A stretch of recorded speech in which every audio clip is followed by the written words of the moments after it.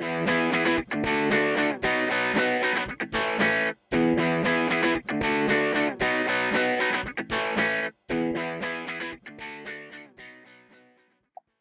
friends, and welcome to the Lifetime Athlete Podcast. I'm your host, John Zombro, and this is episode number 107. Today's a special show for me because I get to enjoy an organic, life and fitness-oriented conversation with my friend and colleague, Ruth Kack. Ruth's here with me today, so Ruth, welcome to the show. Thanks for being on.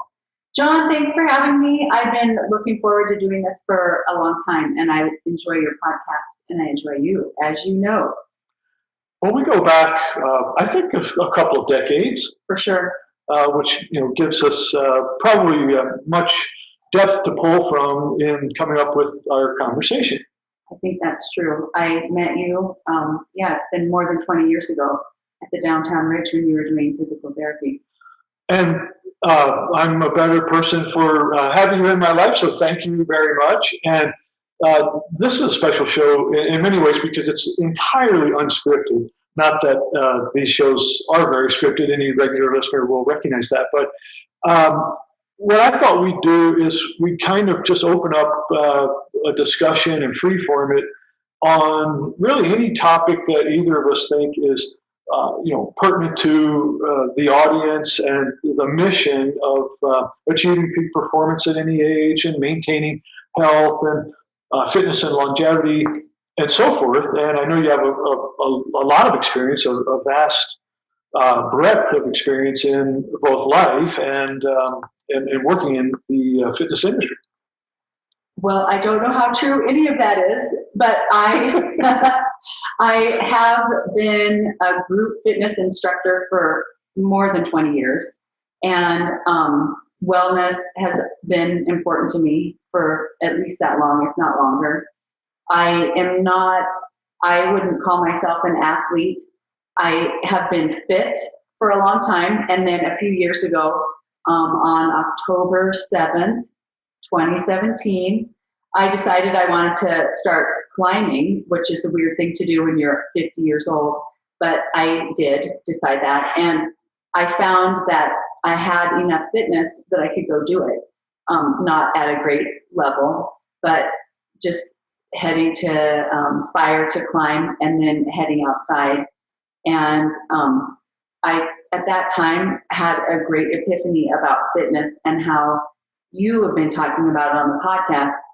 Your lifestyle, your eating, your rest, all of those things will combine and let you live this life that you are able to do the things that you want to do kind of out of the gate.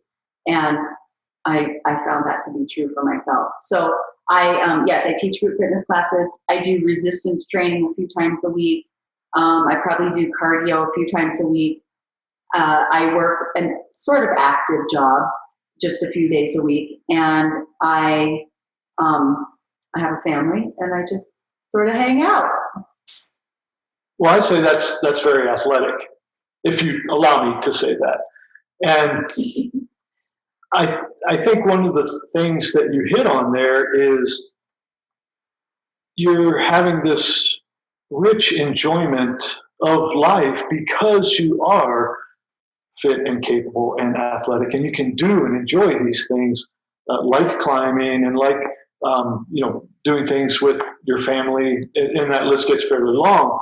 So one of the messages that I try to put out in the show, and I think that maybe we can talk about today because I know you embody this, is that everyone deserves that. Everyone deserves to be athletic and vital and enjoying their life, as opposed to really what the alternative is, which is to be sedentary and stiff, slow, weak, fragile, ill, propped up by interventions, and ultimately having an early and not so good demise. I think I just painted a very dark picture there. So I hear you though. But the brightness that is in your face right now, and also you're just beaming out this ray of wellness, if you like.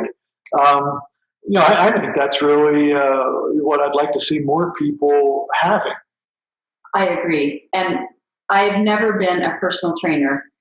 I stay in the group fitness realm.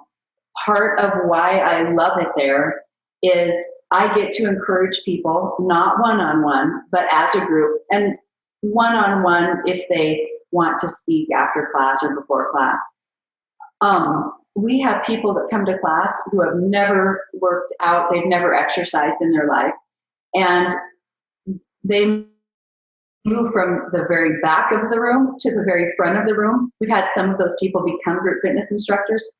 It is such a great thing to see how the two aspects of being fit and then also being healthy, where maybe they were healthy, but they were not fit. And now they have this in their life, this aspect of fitness where they walked into a room that it was unfamiliar to them. They felt not great about it. They move up, they're in it, and they're doing it. And it does make life so much better to have the energy and the ability to just live life how you want to live it. It's very important. And you said something about that everyone deserves fitness. I like that.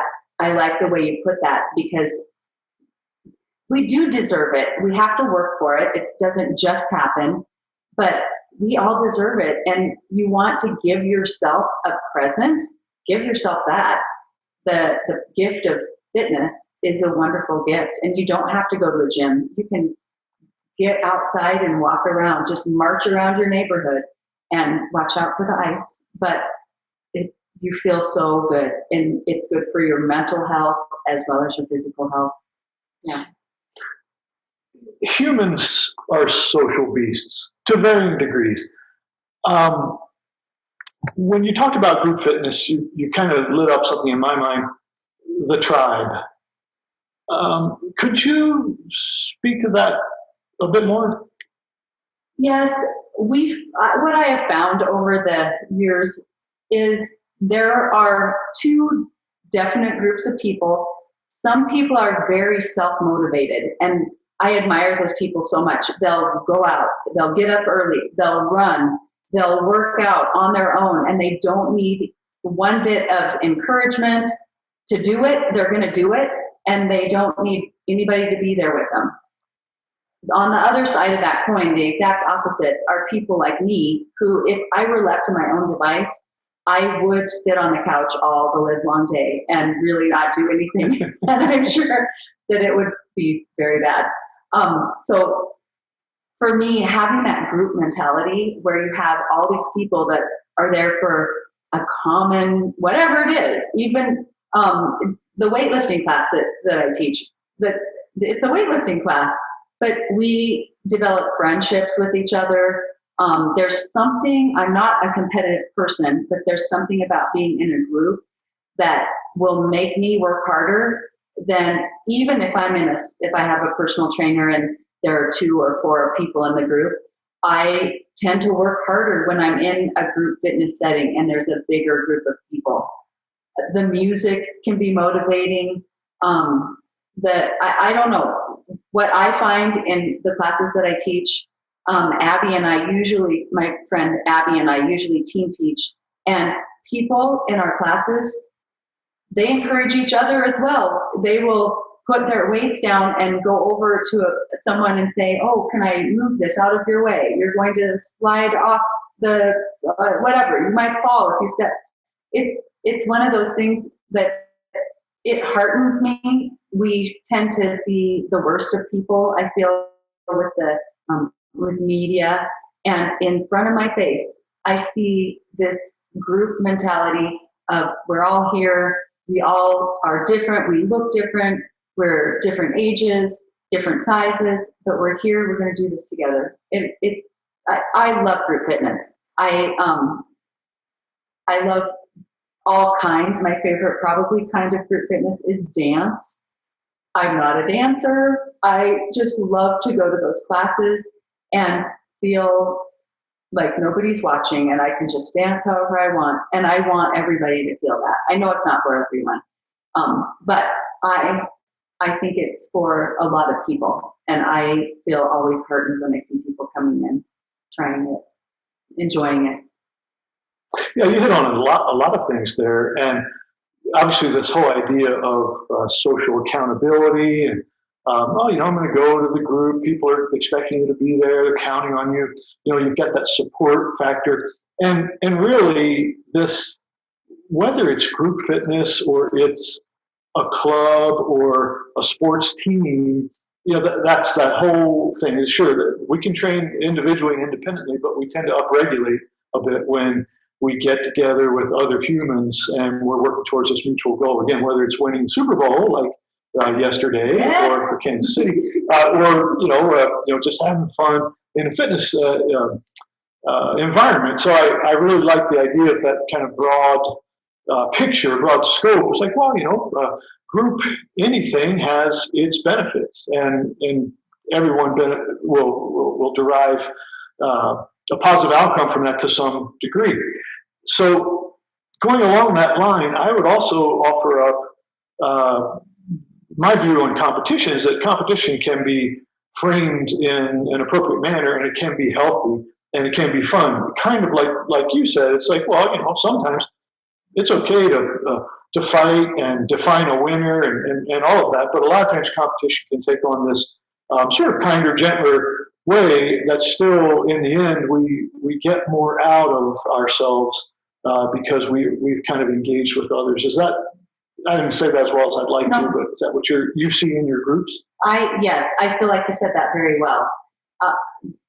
The person who wants to come in first and is going to train hard and achieve that goal may not be the kind of person that wants to be in a group fitness class, because the chance for individual achievement in a group fitness class is really zero. No one's going to get a prize at the end. Like, we all win at the end of the class. But the ability of using the environment of the group to make each person work to their best, or maybe even push themselves a little.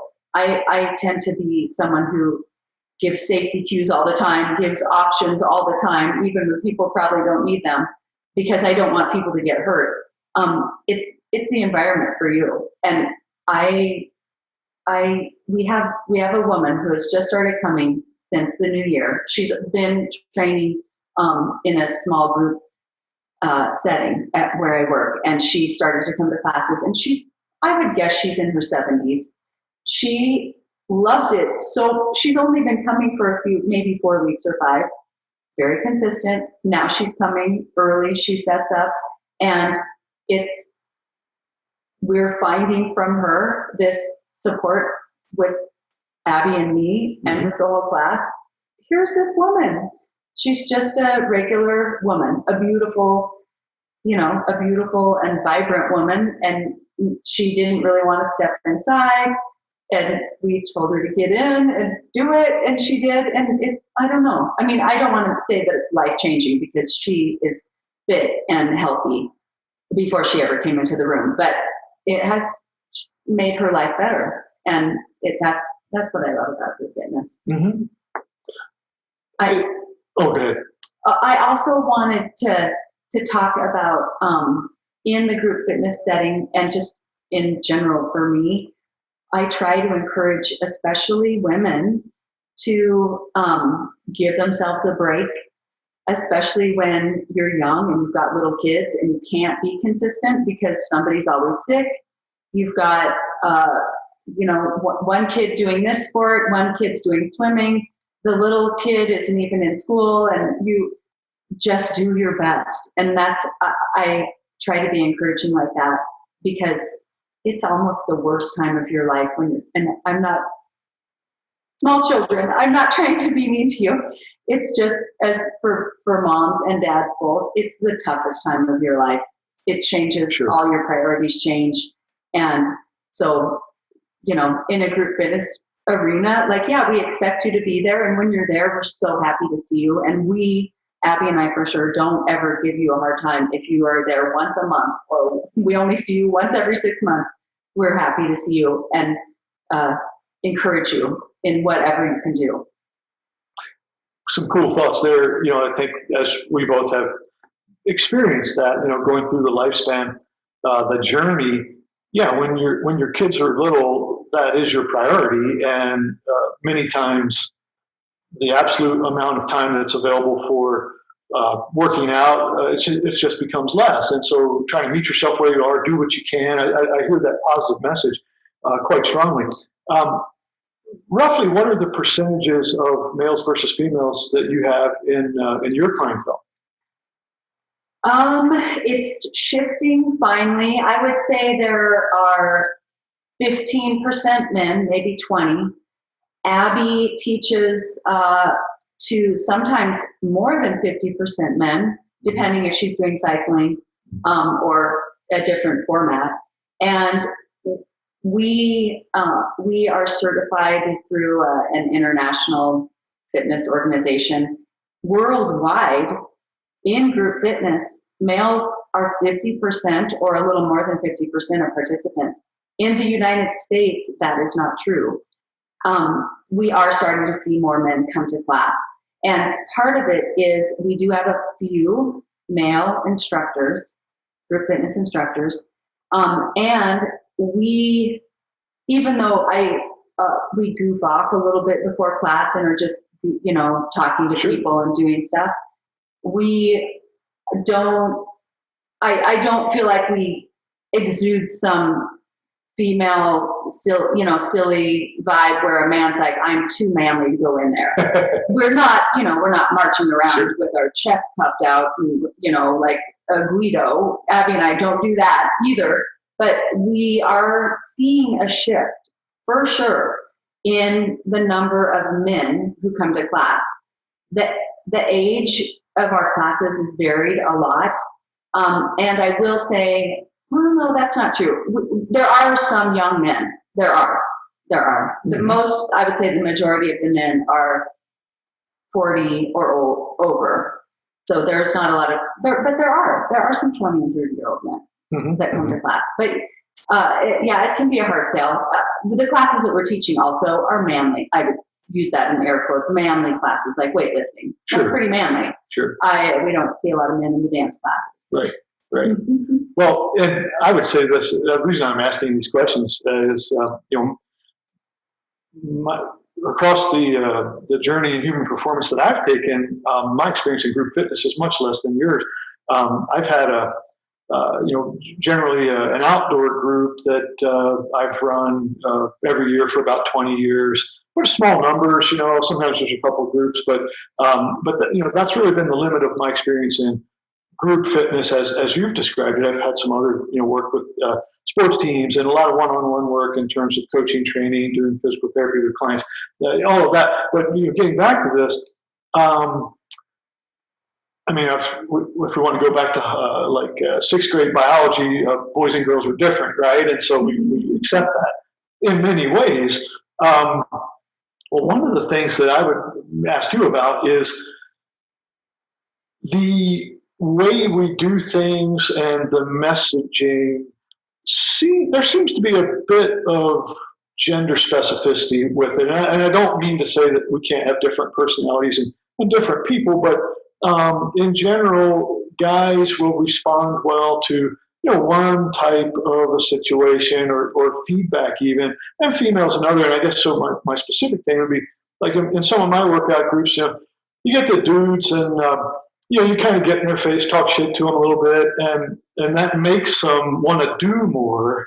Whereas I would not do that with most of my female clients because they may be find that off-putting or be upset. And so, what's your take on that? Yes, I could see how that is true. We can't shit talk where I teach group fitness because we're not supposed to cuss right into the microphone. Off mic, we 100% are cussing, but not really in people's faces, although there are a few people who would disagree and say that I shout, scream into their face while I'm teaching class. The words that we use, we try to use words like getting stronger, getting fitter, lean muscle.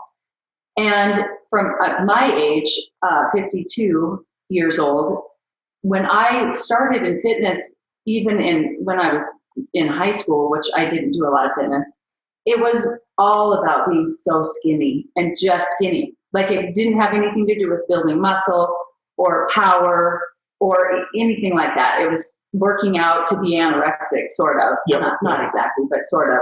And we try not to use words like skinny. We try to use words like healthy. Mm-hmm. Let's get stronger, fitter.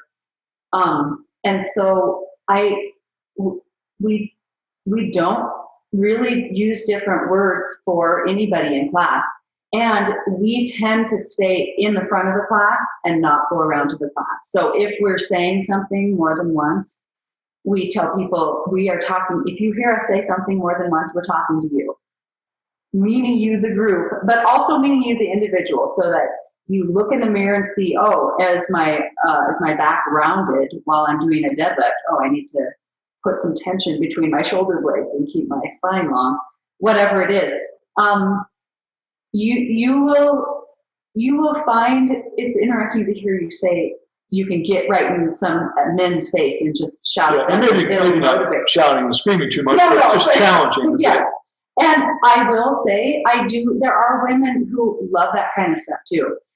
I personally, if you shouted or not even shout, but if you did too much of that, for example, at workshops I've been to, fitness workshops, and they want to be pushing you to go a little faster or do a few more push-ups on your toes or whatever it is, if they get right down, even if they're not shouting, even if they're just saying encouraging words to me, I will shut down and I will literally walk out. I can't take it. I don't want you there. I'm doing my best. Like, just get away from me.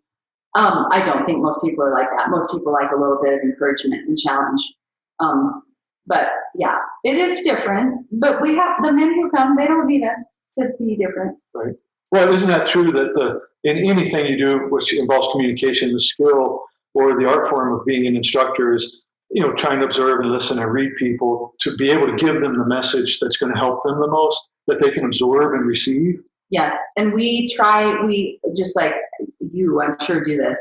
We say it, we demonstrate it, we try to say it in a different way, and we want people to look at what they're doing and watch us as examples also, and hopefully something will get to them as far as their form and making sure they're doing things in the safest way that they can. We do refer people to personal training or even small group training with a personal trainer if we see people that we can't really, as a group fitness instructor, I don't have the education to tell you that you have a spine issue or a hip issue. I could, in my head, I can think that, but I don't have the expertise to say that. So we will refer people that need extra help. Yeah, when we are cueing, we try to verbally cue with proprioception things. How does it make you emotionally? How does it make you feel? The tension that you feel when you're doing a move, different things, because we all, like you said, we all learn a little differently. And if we can just find a way, and there always is a way, then it helps people execute in the best and most efficient way to get what they need out of what they're doing. Yeah, you're talking on a deep level, really talking about things like, encouraging people to be mindful and using some motivational interviewing techniques in your work with them, which is wonderful because, again, this is really how I think you've been so successful at inspiring people to get healthy, get fit, get consistent, which is really one of the goals that we are sharing. I'd like to get back into this, men and women issues, or differences a bit, if you will. So you're a woman who's also had 40 years of experience in training in physical fitness and health pursuits. And you indicated that back in, let's say when you and I were, growing up a bit in the 70s and maybe, even into the 80s, fitness had some different perspectives than we have now. I think we've evolved and we have a much more healthy and scientific view of what fitness is. But could you almost do a play-by-play and say, well, okay, this, you mentioned like the anorexic views early on, and I won't mention anyone's names who might be famous, about that. But then what are maybe just a couple of highlights in where we're at now with respect to women's fitness? Let's see. I could try. When I was in high school, it was it was a thing to be skinny, of course, and I think that all women will experience that. Even now, people still have anorexia and body dysmorphic disorder and all of those things that go along with social media and seeing the perfect thing that is not even real. It's not real, but we think it is. When I was young, I'm from a tiny area, tiny school. There were 30 kids in my class that I went from first through 12th grade with. And there was one girl in particular who suffered from eating disorders, and she ended up dying 2 years after high school from complications of this. And she could have been probably a professional basketball player. I don't think there was a professional women's basketball player area back then. It's a little bit heartbreaking. So it went from that. When I was in college, I started lifting weights, and there were some bodybuilding things that I would see that I was attracted to. I never got into bodybuilding, but the way that you could change the shape of your body by building muscle was super enticing to me. And when Jeff Kack and I first were married, we lived in Seattle, and I was able to be at a gym with these women who were amazing. They were incredible. They were not crazy on the side of working out to be skinny and having leg weights on while they're doing aerobic classes and stuff like that. I mean, that was its own fitness thing. And we'll still see people at the gym today that will do weird stuff like that. I think it's weird because it seems so unsafe. Then when we moved to Bozeman, Jeff is from here, but when we moved back to Bozeman, I was able to find some friends who were into running. I had never been into running, and I'm not a runner. I do not enjoy it. I find it suffering and awful. But that was something new to me, and I ran a couple of one half marathon at the Governor's Cup, and have done in some runs, not at all competitive at all. I know people can look up stuff like that. It's very sad. I was very slow running. I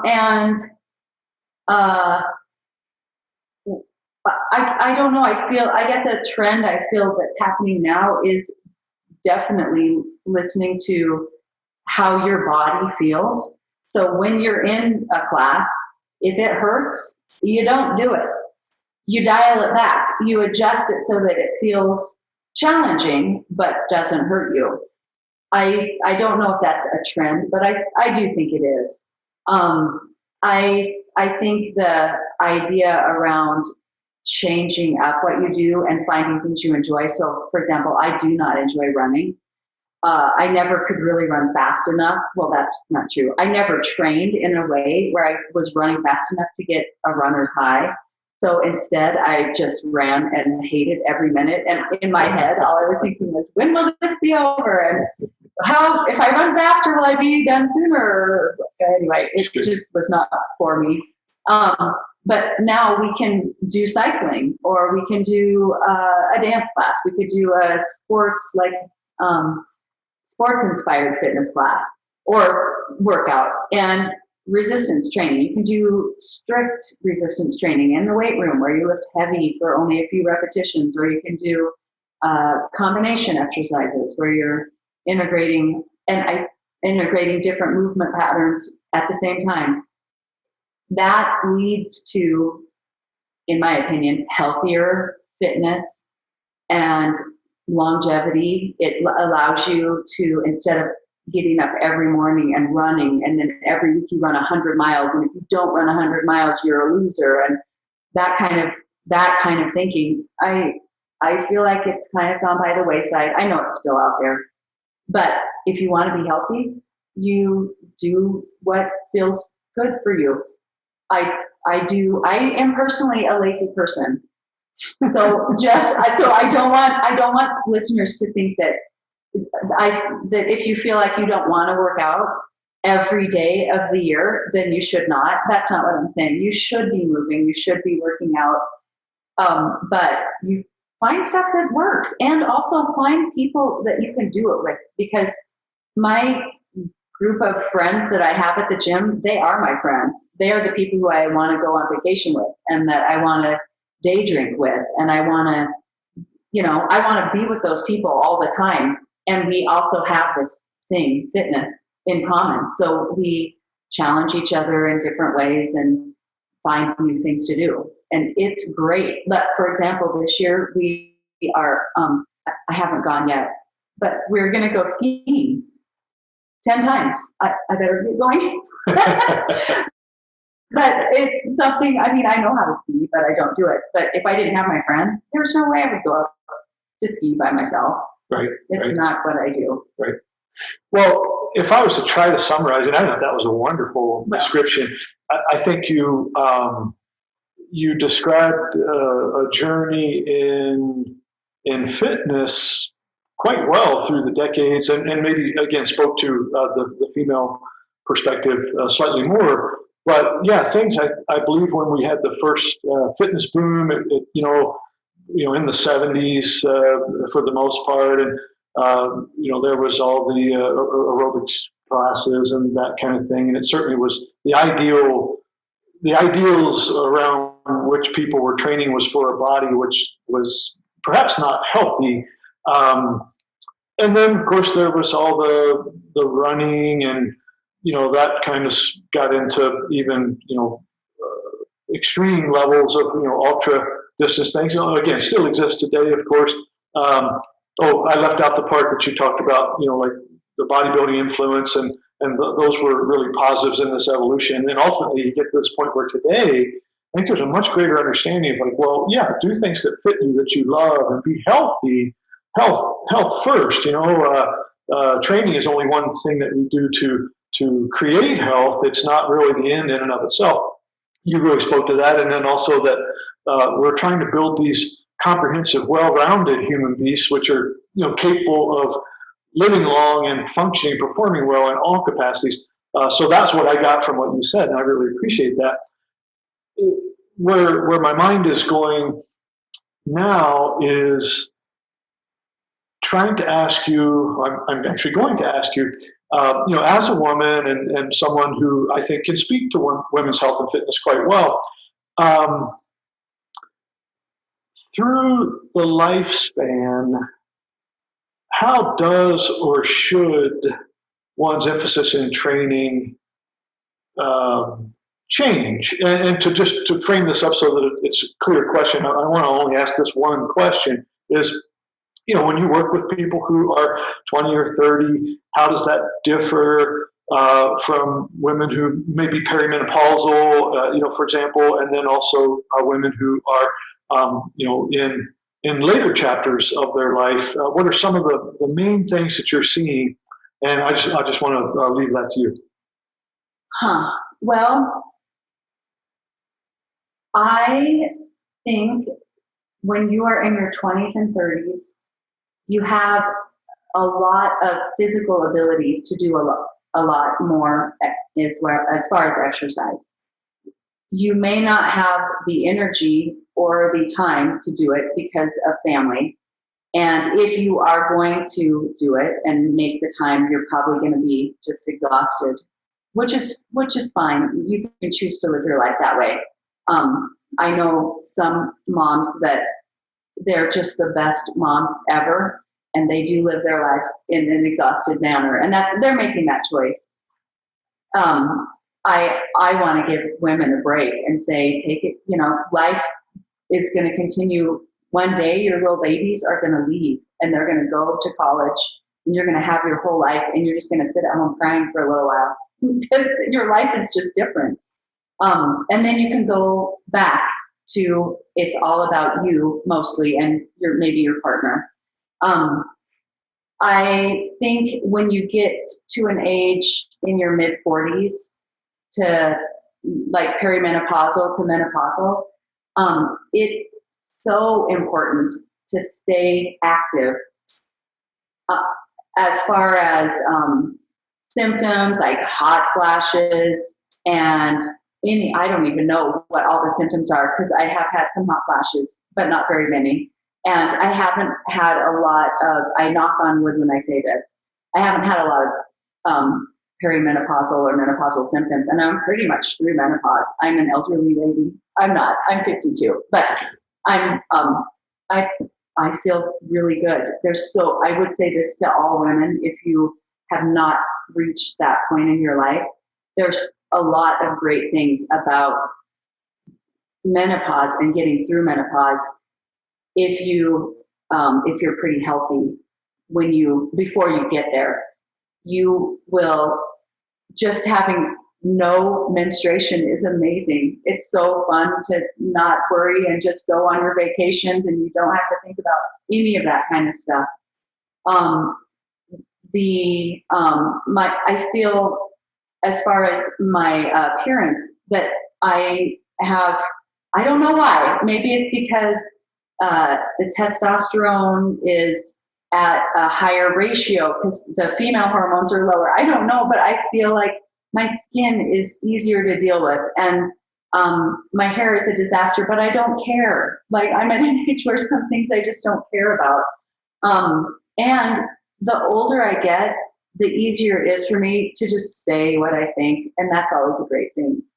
Sure, I mean, there are times when I should probably not share all of my opinions about everything, but I just do. And I use my age as an excuse. There's a point when you just say it.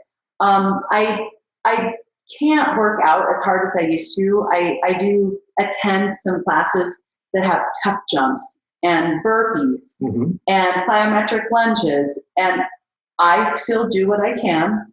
I can't jump as high. I shouldn't say I can't. At this moment, I'm unable to jump as high as I would like to. And there are people around me who look like they're on a spring-loaded floor, and sure. I don't feel that at all. I don't know. I think that you keep moving however you can, and life can stay great. It can stay great. It may not get better, but it may. I have friends who have found all of this renewed energy and life as they have, gotten a little bit older. All my friends are 10 years younger than me, but still, I mean, that means they're in their early 40s. And I don't know, life is good. For the older women, I encourage them to keep resistance training. I do think some people move to the pool and they'll do water-based classes, which are excellent, so good for cardio. You need to get some weight-bearing exercise, whether it's a resistance class or whether it's working, even walking on a treadmill. I feel that is super important the older we get. Aesthetically, when we're young, weightlifting is great, but it's still important aesthetically. But for the reasons that are bigger, like bone health, it's very important to keep that going. So of course, I encourage all the women to keep doing that, but especially older women. Yeah, I don't know. I think that might be my answer. That was pearl rich. Well, I don't think that's true. I do. I mean, thank you so much.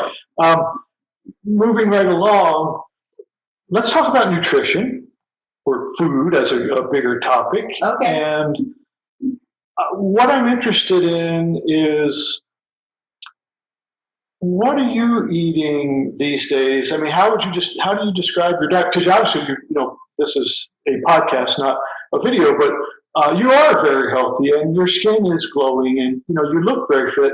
And uh, I think a lot of that has to do with nutrition. At least that's what the research says. So what do you do with your fork and knife?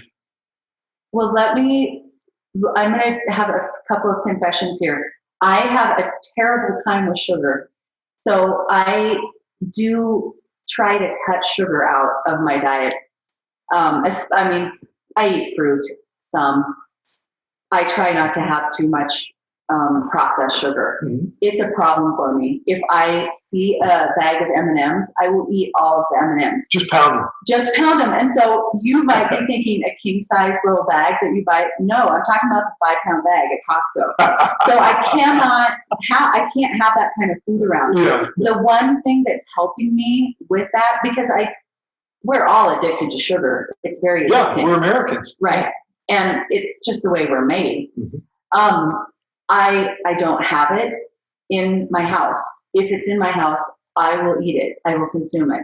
So I try to be strict with sugar. And the other side of the sugar coin is it is related to your skin health, to the elasticity of your skin. And as you grow older, your skin just starts to sag, and you just look in the mirror and you think, I need a facelift, and that's going to be $26,000 that I don't have.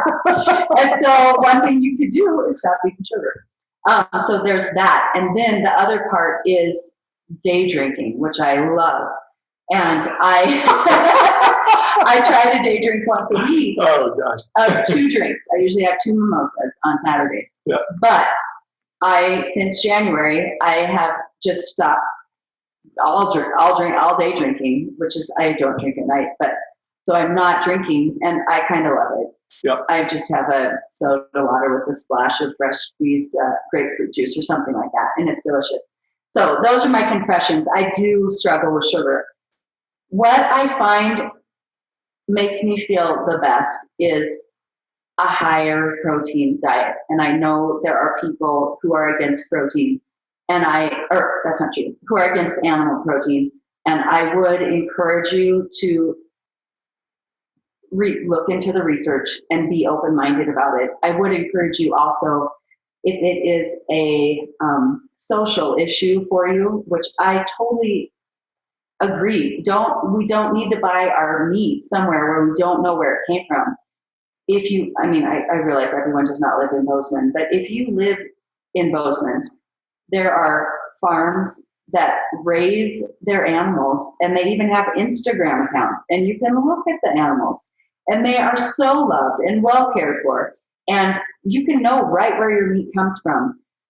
Locally grown and locally sourced meat, and also food, just general vegetables, are good too. But if that's your deal with meat, you don't have to support the huge farms and buy meat that's corn fed and is not good really for you.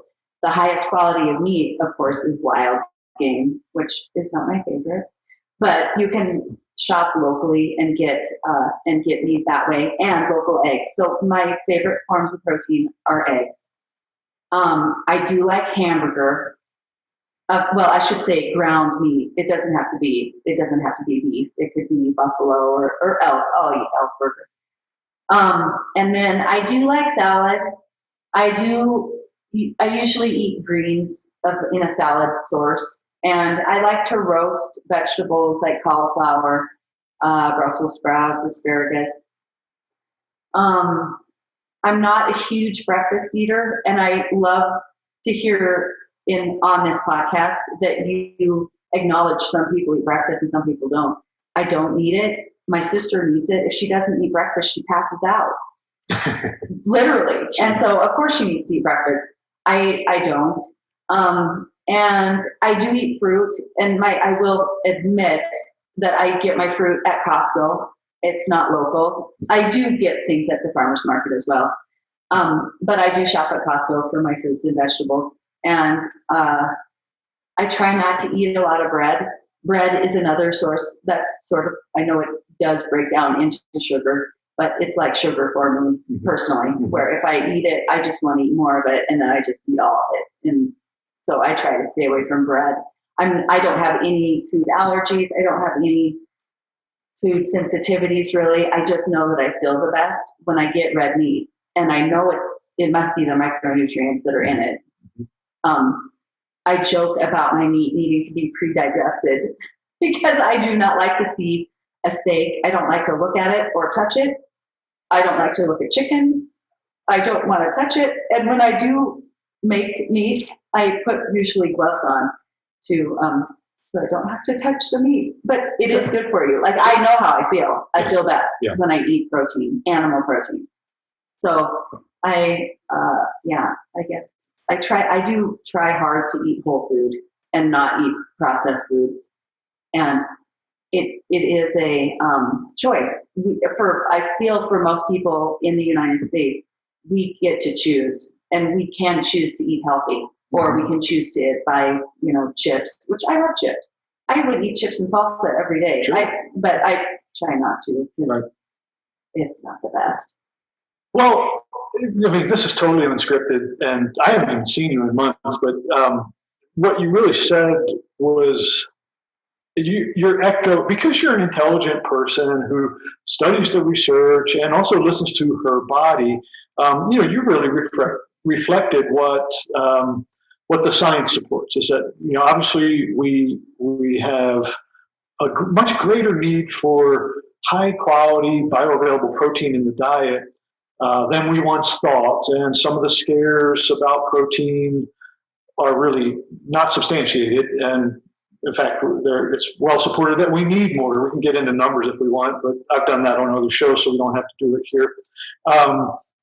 I think you also spoke very well about social, moral, ethical concerns, which are valid, and people have those regarding the consumption of animal proteins, knowing that they're more nutritious and bioavailable for humans, but there are issues to be dealt with there for each of us, and decisions to be made. And your approach or solution makes a lot of sense to me. Obviously, people live in different places, but these days you can source those same kind of high quality, local, grass-fed, grass-finished, depending upon the species we're talking about, meats. You can get them shipped to your door, no matter where you live. And buying in bulk, actually, that's very affordable these days comparatively. So, big proponent of protein. I heard that message, love it, and I agree with it. Although you're not here for us to agree, we're just here to talk. I also kind of ferreted out.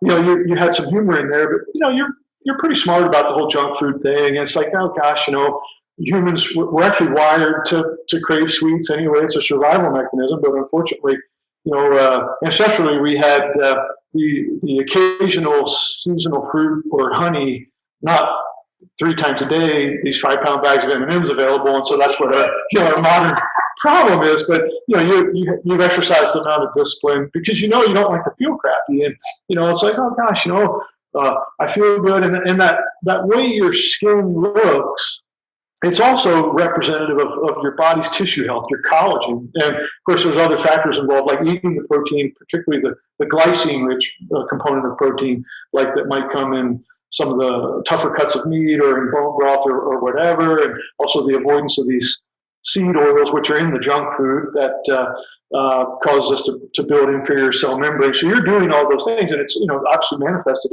in your health and your attitude and everything. So it sounds like you're eating, kind of a low to moderate amount of carbs, and the fats that you're getting are kind of like quote unquote healthy. They're not the seed oils. So that sounds like a great diet. It's working for you. Awesome. But what do you see? I'm sure there's more than one thing, but in your clientele, what do you see that of their food that's the one thing that might be holding them back to better health? I mean, what one thing could people either eat more of or eat less of to make the big gain? Well, I think that until any one of us is ready to really get real about our diet, I think social drinking, I love drinking. I wish I could drink every day, all day.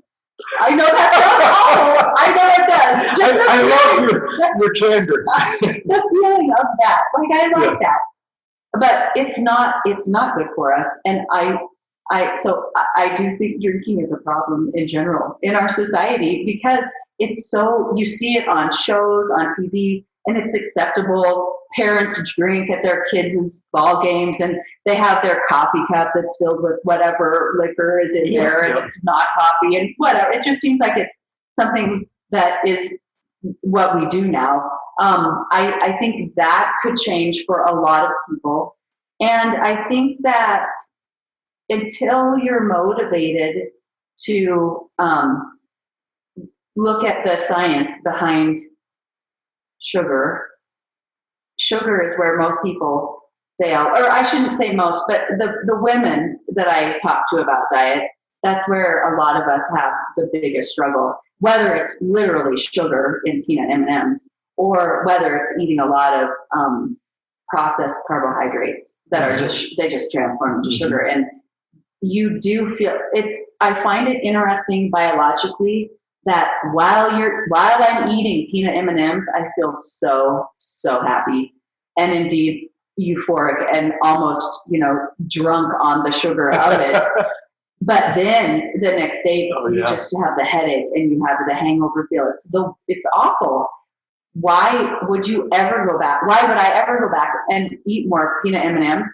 When I see them, all I want to do is eat them. Yeah. Even though I know that I will not feel good the next day, it feels so good right in the moment.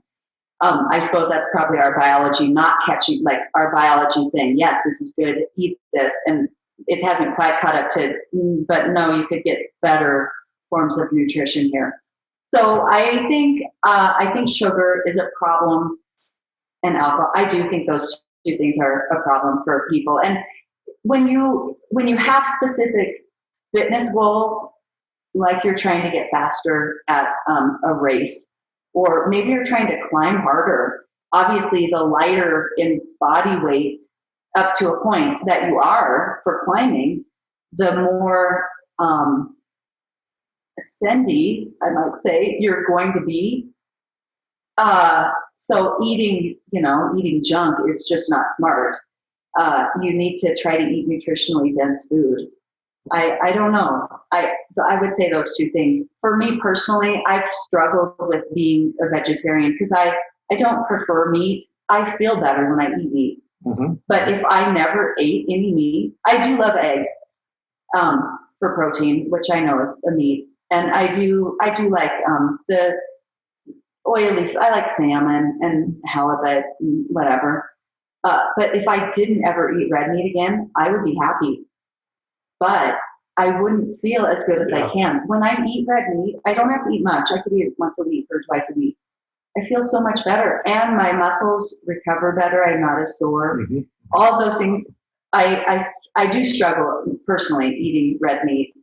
But generally speaking, if we're speaking about other people than me, I think processed carbohydrates and alcohol are people's biggest downfalls.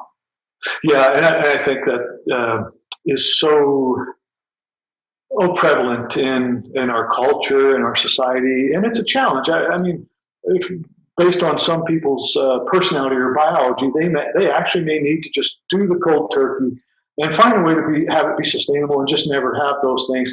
But I think for most of us, there's a way that we can,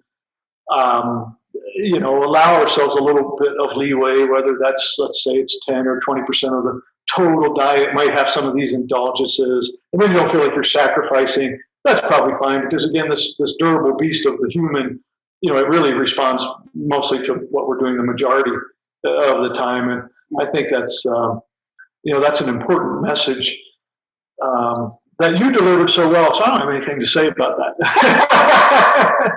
That wouldn't be redundant or boring. So moving along, I'm respectful of your time, so maybe we'll just hit one or two more topics and finish this up. Tell me about sleep. Ooh. So when my son was little, he knew. I taught him, what is your mom's favorite time of day? Bedtime. Bedtime is your mom's favorite time of day. I am. I used to joke about being really good at sleep, but I didn't realize it's really not a joke because some people struggle to sleep well. Sure. Um, for whatever reason, my biology or my body type, if I don't get enough rest, it's no good. And I know it's no good for everyone. Everyone needs good rest. I have found as I've grown older, here's another positive about getting older. I don't need 8 or 9 hours of sleep anymore. I can be fine with 7 hours of sleep. If I get 7 hours of sleep a night, I'm fine. If I can get 6 hours of sleep for a few nights and be fine, but then I'll need to catch up a little bit. Mm-hmm. I am a huge proponent of getting a good night of sleep, and the recommendations I've heard you give about, like screen time is done before you even get into bed, before you're getting ready to go to bed, and to have a nighttime routine, which we could all do. It's just a matter of doing it. It's a matter of making the choice to get in the habit of it. And whatever that is, like, I'm not that great. I'm really good at buying journals. I have a lot of empty ones. I don't do a lot of writing. I just found this one on the floor of my car when I came in here. But I think that might be a good way to end the day. Like, just write something. How did you feel today? How did you whatever? For me, I listen to music, which probably you're not supposed to do. And I sometimes will listen to podcasts, which may not be the best thing to do right before bed. But I try to be in bed by between 9 and 10. I usually get up in the 5s. Mm-hmm. And I don't know, like I know sleep is important for everyone. For me personally, it's real important. Yeah, I mean, I think that it sort of fits together well with a lot of the things you emphasize. Just going back and just reviewing for my own sake, gosh, you really talked about resistance training and its value probably as the most important form of exercise. That's debatable, and I talk about this sometimes as well, but just for, maintaining a good metabolic function and the muscle mass and the bone density, I mean, you definitely got very clear on the value of protein and even how your body feels when you eat animal protein, and specifically red meat, and the vigilance regarding processed carbs and sugar and alcohol, and when we have that, and now with the sleep thing, really to value it and treasure it and prize it and protect it. And I feel like that's what you were saying there. I would say that this whole idea of having the ritual and sleeping cold and dark to whatever extent one can tolerate, and also just minimizing that the blue light exposure and the screens. Those are the big things. And so when you said, music or podcast or something, that's not necessarily bad if what you're absorbing is relaxing to you. And so for some person it might be like shred metal, probably not. But, and then there's PK. He's got like some new agey techno stuff that he gives me a hard time about, like, I don't even know anything about. No. And that was on the show recently. But the point would be, like, if I want to relax, I'll listen to like 80s pop music, and some people say that's a little bit too much for them. But for me, it's fine because if I want to be more activated, it might be Led Zeppelin or Van Halen or Iron Maiden or something like this, which I wouldn't go to sleep with. But the whole point would be there's room for individual difference, and we don't have to be these automatons, or robots where let's all swing in this direction because now there's this trend and that trend. And I think the mature message that we get as students of this, you and I, is like, gosh, we don't want to lose our common sense. And sure, we want to have an open mind, but also be a little skeptical. Try not to be biased. Just try to absorb information and make good decisions, but always come back to, well, how do you feel? And that's, the message. I got a good feeling from hanging out with you. Oh, I get a good feeling from hanging out with you too. I want to talk about for just a second the sleep environment. So we love our bedroom to be as cold as possible, and I think you are the same way. We keep the window open. It's open right now, even though I think it was 18 this morning. Yeah, which is warm for a January night right now. Right, it is. Yeah. It is. And we, I know we just it's February. My husband has had a little bit of trouble. He has some sleep thing that he has, sleep apnea machine. Sure, CPAP, yeah. And, but nothing can keep me awake. His snoring didn't keep me awake, and this machine cannot keep me awake. And we keep it dark in our room, and it's just great. I love my house to be much warmer than it probably should be. The bedroom is very cold, and I love to have heavy covers on me. I tend to sleep on my back. I don't toss and turn. I don't know why. I don't think you can change that. Do you? Because my husband tosses and turns all over the place, and I fall asleep and I wake up in the same place that I was. Yeah, well, that's a great topic. There's several topics that you brought up, like say sleep positions. Are they trainable? Can we get used to not moving around so much, and that might actually be a part of just getting better quality sleep.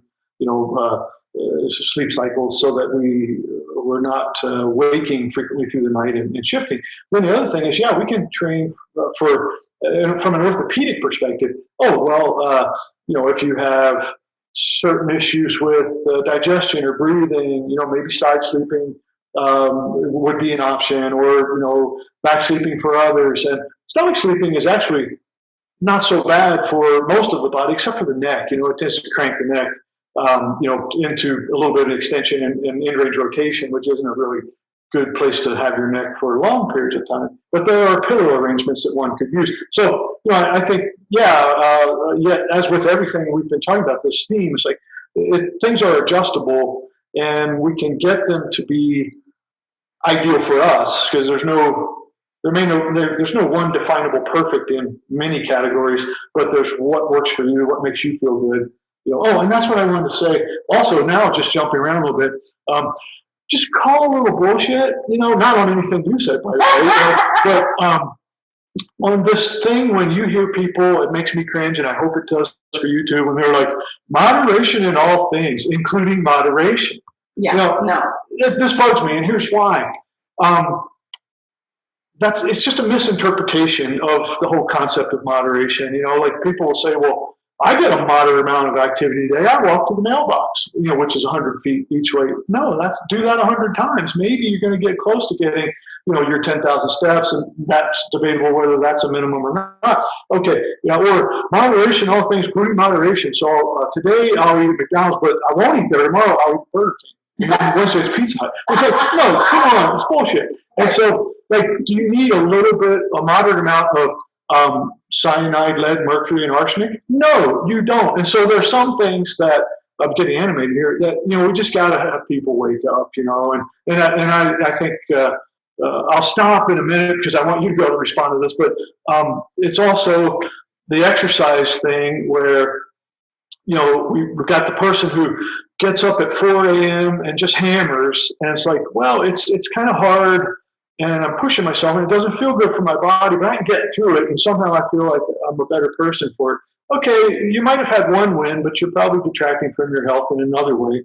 And then there's the other person says, I don't exercise. It's not for me. It doesn't feel good. It doesn't feel good because you're not in shape at all. And you need to respect your genes and slowly, carefully, safely, happily, with joy, get back into embracing physical culture. So it might be a 6 to 12 month process. Hire a good coach, hire a trainer, like the lady sitting across from me, or work with me, whatever.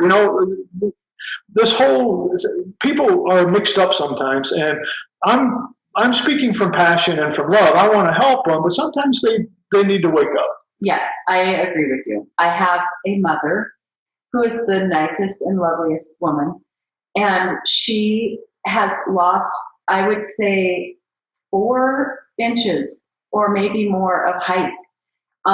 Because she's always listening to her body, and if something hurts, which I am the same, I don't like things to hurt, she will stop doing them, and so she has not exercised. And her general daily activity is good. She's up, she cooks, she still cleans her house, she walks with around the neighborhood and gets outside and does all these things. But her inability or lack to want to lift weights, it is affecting her now. And I can, when I see her, she's just little. My mom's always been taller than me. And she doesn't necessarily ascribe to the moderation thing, but that is a line of bullshit. People need to, there is a time and a place to work hard, to push yourself. There's a time and a place to rest and go to bed, sleep, take a break. If your body is sore all the time, you probably need to take a whole day off. A whole day off. Imagine that. I know. But moderation and everything, yeah, that's bullshit. You don't need to moderately eat bad food ever. You don't need to moderately, I mean, if you want to drink, that's fine. And if you want to drink moderately, that's fine. You don't ever have to drink one thing of alcohol. You don't have to. Yes, I 100% agree. Whatever. Humans are the funniest. We just figure out a way to make what we want to think to be right, and then we make it work. And it doesn't. It's not true. Yeah, that's sometimes I call that rationalization justification. And it's really, it's a product of our evolved brains. We're capable of doing that, unfortunately. Of course, the brain's evolved from eating all that animal product. So let's not forget that, folks. But, I think we've got a couple more shows just in what we've been talking about today. So if I haven't offended you and you consider coming back, I'd love to get into some other topics, particularly around health, women's health, fitness in general, life. You just mentioned something about really a show about osteopenia, osteoporosis, where we can really quote some of the literature and also look at what our experience has been working with, at this point, thousands of people in some way or another on that. So I guess in finishing up, I would just say, Ruth, I thank you so much for your time and your wisdom and for sharing that with us. And I really appreciate you. John, the feeling is mutual. As you know, I would like to say one thing. I know you're wrapping things up. One more thing. Sure. When I have had, this is for the audience, when I have had issues with my shoulders, which I have had throughout my life, I have used John as a physical therapist, and he is so good at figuring out the mobility issue and finding the right exercises to do. And I, as you know, you've had thousands of actual clients who come to you for specific reasons. It's great. You cannot go wrong if you're having any thoughts of improving your fitness or of achieving a goal, a fitness goal. And by fitness, in my head, I'm thinking racing. No, just living your life, living your best life. Try it, because it will not hurt. It will not hurt you. You will learn things and get better at life. So I'm not trying to promote, but I sort of am, because I've been able to be a benefactor of your wisdom and what you do. So I appreciate that. So thank you, John. And maybe next time we'll have one more person here too. Oh, yes, and I think there's even a thought that there might be music. There could be music. Maybe we're going to play some stringed instruments. We'll sing. I'm thrilled. It'll be great. Yeah, so, hey, guys, thanks so much for being with us. And don't forget that the Lifetime Athlete is also the home of the Hard to Kill workshop coming up in Bozeman, Montana, February 29th, where we have a masterclass in kicking ass, and you learn how you can achieve peak performance at any age. Till next time, this is Ruth Kack and Coach Jay-Z signing off from the Lifetime Athlete. Keep rocking.